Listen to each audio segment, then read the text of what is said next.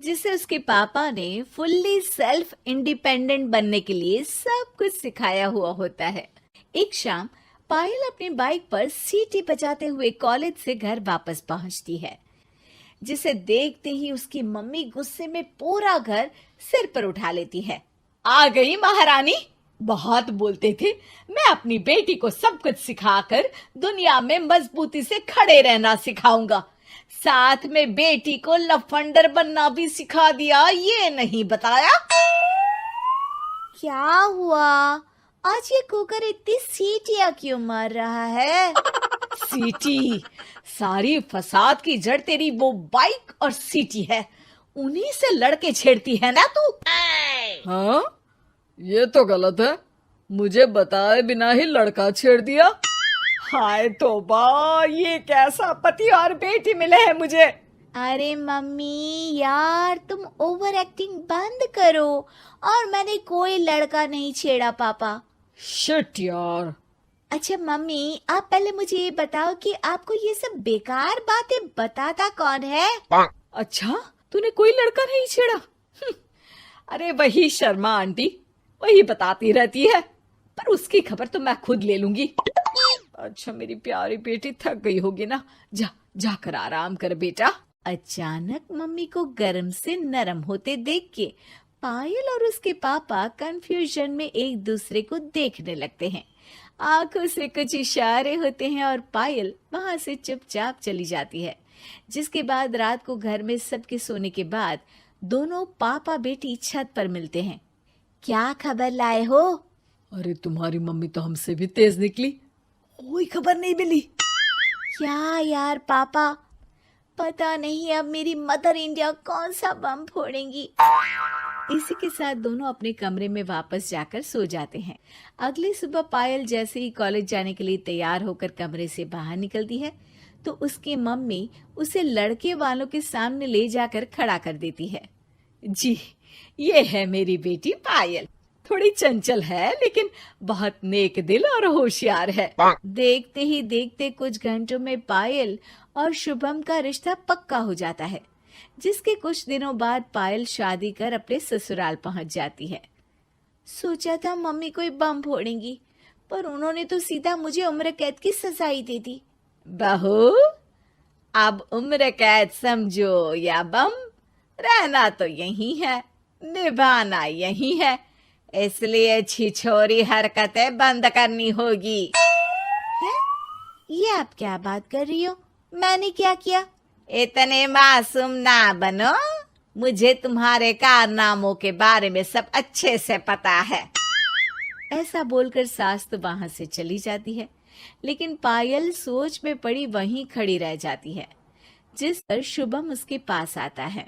तुम मम्मी की बात का बुरा मत मानना, वो पड़ोस वाली आंटी ने उन्हें तुम्हारी बाइक चलाना, सीटियां बजाते हुए घूमना, बेधड़क सबसे बात करना वगैरह जैसी कुछ बातें बता दी है, जिसे सुनकर उन्हें गुस्सा आ गया है।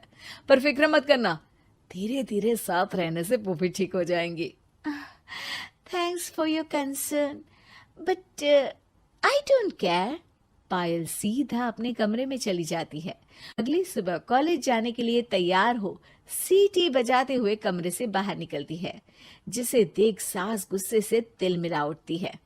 महारानी, शादी के अगले ही दिन ये हीरोइन बनकर कहाँ चल पड़ी? और ये लफंगों की तरह सीटियां बजाना बंद करो। ये हमारा घर है, कोई सड़क नहीं जहाँ तुम आवारागर्दी करती घूमो। मम्मी जी, सीटी बजाने और कंफर्टेबल कपड़े पहनने से लोग कब से आवारा बनने लगे? इसी के साथ सास बहू का युद्ध शुरू होने ही वाला होता है कि शुभम वहां पहुंच जाता है। माँ, उसका कॉलेज है इसलिए ऐसे तैयार हुई है। और पायल, तुम भी माँ को समझने की थोड़ी कोशिश करो ना प्लीज। सिचुएशन संभालकर शुभम और पायल घर से निकल जाते हैं।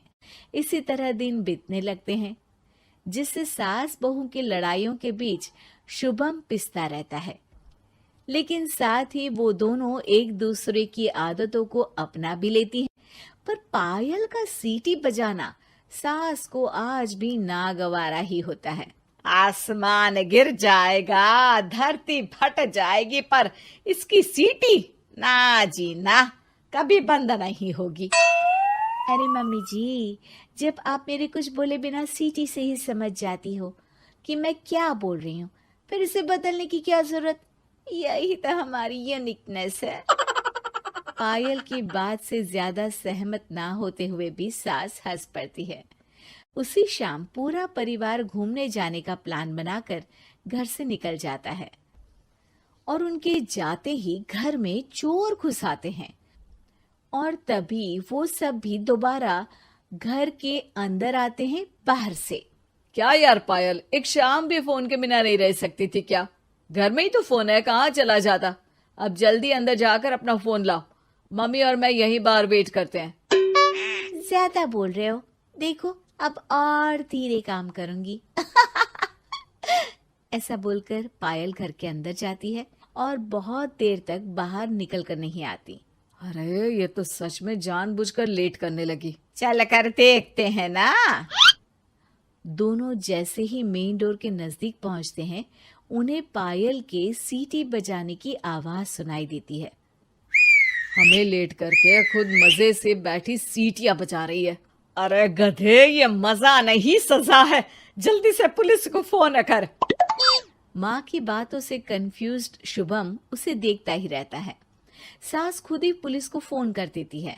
कुछ देर बाद वो दोनों पुलिस के साथ घर के अंदर जाते हैं तो पायल एक कुर्सी पर बंधी होती है और सास को देखते ही दोबारा सीटी बजाने लगती है। सीटियों की दुकान फिर से शुरू हो गई तू? और क्या इन सबको कह रही है कि चोरा है चोरा है? तुझे कैद किया है, थोड़ा तो तरस खाकर डर हमसे। और प्यार से क्या बोल रहा है इससे? अरे इसके सर पर बंदूक लगा, ठोक दे इसको। अरे चल झूठे, तेरे पास तो हथियार है ही नहीं। सास की बात सुन वहां मौजूद सारे इंसान हैरान रह जाते हैं और पुलिस तुरंत उन चोरों को अरेस्ट कर लेती है।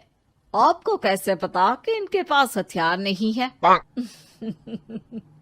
अरे सीटी नहीं तो बताया।